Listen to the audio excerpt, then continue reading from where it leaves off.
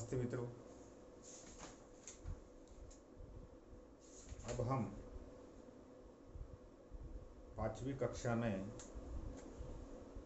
इस 2020-2021 इस शैक्षणिक सत्र में प्रवेश कर चुके हैं और मैं आपको बताना चाहता हूँ कि 5वीं कक्षा में पहली बार हिंदी यह जो विषय है, यह नया विषय आपके लिए दिया गया है। आप हिंदी भाषा का प्रयोग बेहद अच्छी तरह से कर सकते हैं। अगर आप देखें, आपकी मातृभाषा मराठी है। बहुत से हमारे जो छात्र हैं हमारी कक्षा में, उनकी मातृभाषा मराठी है। तो हिंदी यह जो भाषा है, आपके घर जो टेलीविज़न है, वो टेलीविज़न पर हिंदी भाषा में बहुत से चैनल्स दिखाए जाते हैं और हिंदी भाषा का जो न्यूज़ चैनल है वह भी आप देखते होंगे। तो मैं आपसे अनुरोध करना चाहता हूँ कि आप चित्रपट देखते हैं। हिंदी जो होता है, बहुत से आपने देखे भी होंगे। आप खेलते समय डायलॉग भी हिंदी में मारते हैं। हमारे समय जब था तो शोले जो पिक्चर दिखाया था, हमने देखा था। तो हम जब खेलते थे तो गब्बर सिंह का जो डायलॉग है वो बोला करते थे, सो जाओ नहीं तो गब्बर आ जाएगा, है ना। हिंदी में ये वाक्य है। और इस प्रकार से आप कोई सीरियल है, कोई धारावाहिक है, वो हिंदी में जब दिखाया जाता है तो आपने ज़रूर देखना चाहिए। उसमें से बहुत से जो शब्द है आपके समझ में नहीं आते होंगे, तो अपने जो बुज़ुर्ग जानकार जो बड़े लोग हैं घर में, उनको भी पूछना चाहिए। तो मित्रों, इस किताब में आप देखिए, ये जो हिंदी आपकी जो शुरू होती है, किताब पन्ना नंबर 34 से शुरू होती है और हमें इस किताब में कुछ चित्र दिए गए हैं। ये चित्र आपको देखना है, निरीक्षण करना है, इसके बारे में चर्चा करना है। बच्चे क्या कर रहे हैं, ये बच्चे जो छात्र विद्यार्थी क्या कर रहे हैं यहाँ पर, इसके बारे में चर्चा आपस में करना है, घर में चर्चा करना है। इसके बाद में जो नंदनवन है, नंदनवन यानी मराठी में आपने अरण्य जो देखा, बिल्कुल वही नंदनवन। जो प्राणी यहाँ पर दिए गए हैं, खरगोश है, यहाँ पर सियार है, हाथी है, यहाँ पर जो हमें ऊपर दिख रहा है पोपट, जो तोता जिसे कहते हैं, पोपट मराठी शब्द है तोता। तो यह क्या कह रहे हैं, ये प्राणी की जो कृति क्या है, इसके बारे में आपको चर्चा करनी है। तो उसके बाद वे हरियाली में खुशहाली जो है, यहाँ पर भी पक्षी और प्राणी दिए गए हैं, इसके आपने देखना है। यहाँ से आगे जो बूंदे जो नाम की कविता है, यह अब हम देखेंगे। उससे पहले हम चर्चा करना चाहते हैं कि जो चित्र है, ये चित्र आप देखिए और हिंदी भाषा ज़्यादा से ज़्यादा हिंदी में बोलने का प्रयास कीजिए। आपके आपस में, दोस्तों में, घर में, अपने भाई बहन, किसी से भी। तो आज देखिए, हम बूंदे यह कविता यहाँ पर देख रहे हैं। उसके बाद में ये कविता हम यथावकाश बाद में देखेंगे। इससे पहले योग्य चुनाव, ये जो पाठ है, यह पाठ के बारे में जानकारी आपको देना चाहता हूँ। चित्र देखिए, एक कथा है छोटी सी। आज हिंदी में यह आपको घर पढ़ना है। देखिए, प्रयास करना है। मैं आपको यहाँ पर ये जो पाठ है, पाठ पढ़ाऊँगा। देखिए, योग्य चुनाव यानी चयन करना। आप अगर, मैंने पहले ही आपको कहा कि आपके घर में टेलीविज़न है, आप टेलीविज़न देखना चाहिए, तो चुनाव यही शब्द है। अभी बहुत बार मैंने सुना चुनाव आयोग, बिहार में चुनाव होने जा रहा है, महाराष्ट्र में हाल ही में चुनाव हुआ। ये चुनाव क्या है? चुनाव यानी चयन करना, निवड़ करना मराठी में। तो निवड़, चुनाव यानी निवड़ यानी सिलेक्ट करना, हिंदी में इंग्लिश में जिसे सिलेक्ट कहा जाएगा। तो योग्य चुनाव यानी जो है वही सही जिसे कहते हैं, यो है योग्य चुनाव। देखिए, राजा मंगल सेन की मंत्री जगत राम बूढ़े हो चुके थे। उन्होंने राजा से स्वयं को सेवा मुक्त करने की विनती की। सेवा मुक्त करना यानी सेवेतुम से मुक्त हो जाना, सेवा से यानी अपने काम से।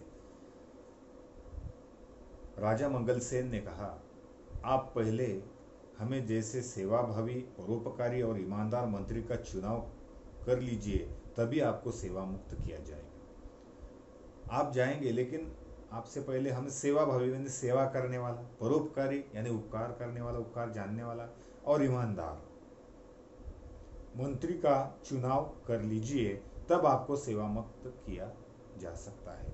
यानी उनकी जगह पर उनके सरीका ही ईमानदार, सेवाभावी और परोपकारी मंत्री चाहिए।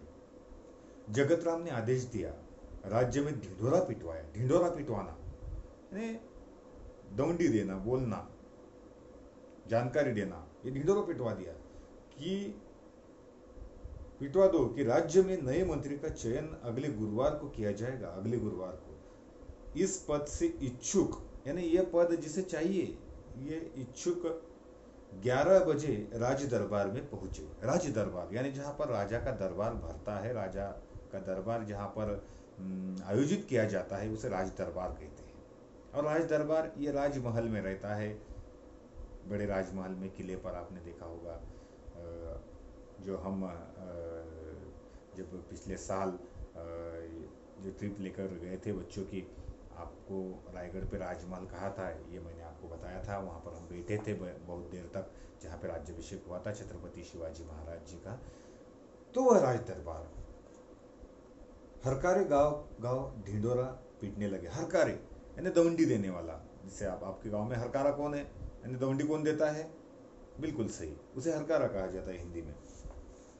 चयन वाले दिन राज दरबार की और जाने वाले मार्ग पर सुबह से ही नवयुवकों की भीड़ लगी हुई थी। नवयुवक यानी नौजवान, जैसे आपके सिर के आप नौजवान होने वाले आगे चल के। नवयुवकों की भीड़ लग गई थी। भीड़ यानी जमावड़ा, बहुत से लोग जमा हो गए थे।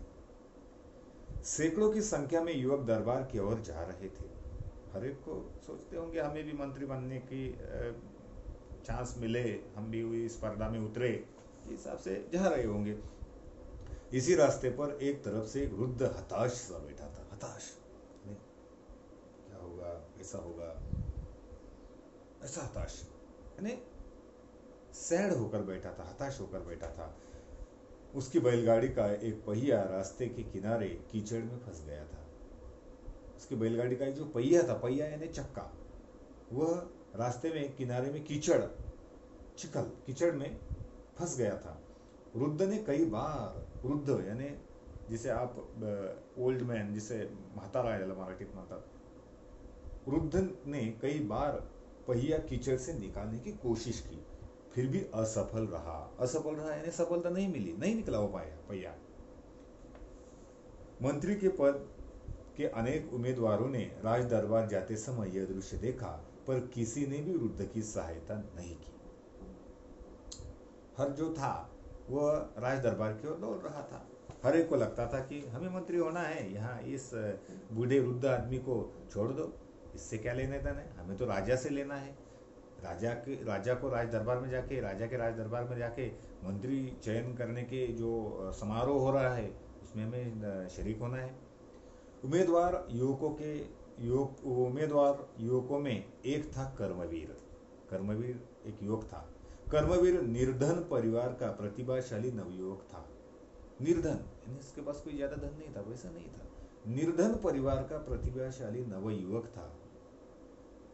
वह तेजी से राज दरबार की ओर जा रहा था। उसी समय बैलगाड़ी वाला वृद्ध एक बार फिर पहिया कीचड़ से बाहर खींचने का प्रयत्न करना। जैसे आप प्रयास करते हैं, आपकी समझो कीचड़ में चाबी गुम हो जाती है साइकिल की, यानी मिट्टी में चाबी गुम हो जाती है साइकिल की, तो आप प्रयास करते हैं ढूंढने का, बिल्कुल उसी तरह से प्रयास कर रहा था। यह दृश्य देखकर दरबार पहुंचने की चिंता न करते हुए कर्मवीर सीधे कीचड़ में उतरा।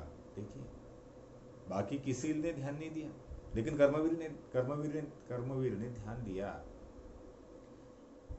वो जो कर्मवीर था सीधे कीचड़ में उतरा, जोर लगाकर उसने बैलगाड़ी का पहिया कीचड़ से बाहर निकाला। वृद्ध ने उसे ढेरों आशीर्वाद दिए, ढेरों आशीर्वाद, ढेरों, बहुत सारे, बहुत बहुत सारे, यानी ज्यादा ज्यादा आशीर्वाद दिए और दिए। फिर इनाम में कुछ रुपए देने चाहे, पर कर्मवीर ने विनम्रता से मना कर दिया। विनम्रता यानी लीन होकर, नहीं मुझे नहीं चाहिए, विनम्रता से उसे मना कर दिया। मना करना यानी नहीं बोलना। देर हो जाने की आशंका से भागते दौड़ते कर्मवीर दरबार पहुंचा। वह हाफ रहा था, देर हो गई थी ना, भागते भागते दौड़ते दौड़ते कर्मवीर दरबार पहुंचा था, हाफ रहा था। उसके कपड़े कीचड़ से सने थे, यानी कीचड़ से भरे हुए थे। सारे उम्मीदवार उसे देखकर हंसने लगे। अरे क्या, कीचड़ से भरे हुए आप यहाँ पर आ गए, सब हंस रहे थे, यानी इसे कौन मंत्री बनाएगा। हर एक को लगता है कि हमें अच्छा ड्रेस, अच्छा सूट वगैरह पहन कर जाना चाहिए, हमें सबसे अच्छा दिखना चाहिए, हर एक को लगता है। लेकिन कर्मवीर ने पहले अपना काम किया और था उसी हालत में दरबार पहुंचा था, लोग उसे हंसने लगे थे। तभी बैलगाड़ी वाला वृद्ध भी वहां पहुंचा। वह वृद्ध कोई और नहीं बल्कि स्वयं मंत्री जगत राम थे। देखिए, उन्होंने सारी घटना राजा को सुनाई। फिर जगत राम ने राजा से कहा, महाराज, कर्मवीर में वे सारे गुण हैं। कौन से गुण बोले थे? परोपकारी और ईमानदार। ठीक है, शुरुआती में आपने पढ़ा ना, परोपकारी कैसा, सेवाभावी, परोपकारी और ईमानदार मंत्री। ठीक है, कर्मवीर बिल्कुल उसी तरह के थे, सेवाभावी थे, ईमानदार थे, बराबर, परोपकारी थे। और जगत राम जी ने खुद वो बूढ़ा वृद्ध आदमी का अवतार धारण कर वह जो बैलगाड़ी थी वह उसी रास्ते में कीचड़ में फंसाई। और जो भी लोग मंत्री होने के लिए राज दरबार में आ रहे थे वो उनकी तरफ दुर्लक्ष्य करके चल जा रहे थे। लेकिन कर्मवीर जो ऐसा आदमी था, जो ईमानदार था, परोपकारी था, उसने वह दृश्य देखा। एक बूढ़ा आदमी कीचड़ में फंसा हुआ, उसका जो पहिया था बैलगाड़ी का वो खींच रहा है, हमें उससे मदद करनी चाहिए। बिल्कुल उसी तरह का मंत्री होना चाहिए देश के लिए। परोपकारी यानी खुद के लिए जमावड़ा करने वाला मंत्री नहीं चाहिए, परोपकारी चाहिए, सेवाभावी चाहिए। जगत राम जी ने बिल्कुल योग्य चुनाव करना था जगत राम जी को। तो वो सारे गुण राज्य के मंत्री के लिए जो आवश्यक है वो सारी गुण उसमें थे। उन्होंने सारी घटना सुनाई, राजा को सुनाई। फिर जगत राम ने राजा से कहा, महाराज, कर्मवीर में सारे गुण हैं जो राज्य के मंत्री के लिए आवश्यक है। सारी बातें जानकर राजा मंगल सेन बहुत प्रसन्न हुआ। प्रसन्न होना यानी आनंदी होना, उसे अच्छा आदमी मिल गया ना, अच्छा मंत्री मिल गया ना। अच्छा आदमी यानी अपना काम अच्छा हो तो हर आदमी प्रसन्न होता है, आप भी प्रसन्न होते हैं। आपको अगर अच्छे मार्क मिले, गुण मिले, आप प्रसन्न हो जाते हैं। आपको रास्ते से चलते हुए कुछ रुपए मिल जाए रास्ते पर पड़े हुए, प्रसन्न हो जाते हैं आप। आपके पिताजी, आपके माताजी आपके लिए कुछ बाजार से लेकर आए पीपल गांव के, प्रसन्न हो जाते हैं आप। तो राजा प्रसन्न हुआ, उसे अच्छा मंत्री मिला। सारी बातें जानकर राजा मंगल सेन बहुत प्रसन्न हुए। उन्होंने कहा, जो सामान्य आदमी की पीड़ा से दुखी होता है, पीड़ा यानी दुख, जो सामान्य आदमी की पीड़ा से दुखी होता है उसे दूर करने का प्रयास करता है, वही राज्य के ऊंचे पद पर बैठने का अधिकारी होता है। जगत राम जी ने योग्य व्यक्ति का चुनाव किया। आज से कर्मवीर राज्य के नए मंत्री हो गए। यह प्रकार की घोषणा राजा जी ने कर दी। देखिए, ये प्रसंग दिया गया है। तो अतिशय सुंदर ये जो कथा है, ये कथा, ये पाठ आप पढ़िए, आपको ये पाठ समझ में आया होगा। इस पाठ में एक चित्र देखिए, और हिंदी विषय बहुत ही अच्छा और बहुत ही सुनने में मधुर ऐसा विषय है। अगले जो पाठ में हम हिंदी का जो अगला पाठ लेंगे, बिल्कुल इसी तरह मैं आपके सामने उपस्थित होगा। तब तक आप इस कोरोना से लड़ते रहिए। इस कोरोना से लड़ने के लिए सुरक्षित रहिए, सुरक्षित अंतर रखिए और मास्क का प्रयोग कीजिए। और जहाँ ज़रूरत है वही आप जाइए, बिना कारण आप कहीं घूमने का प्रयास न करें। सदैव प्रसन्न रहे। तब तक के लिए मुझे आज्ञा दीजिए। नमस्ते।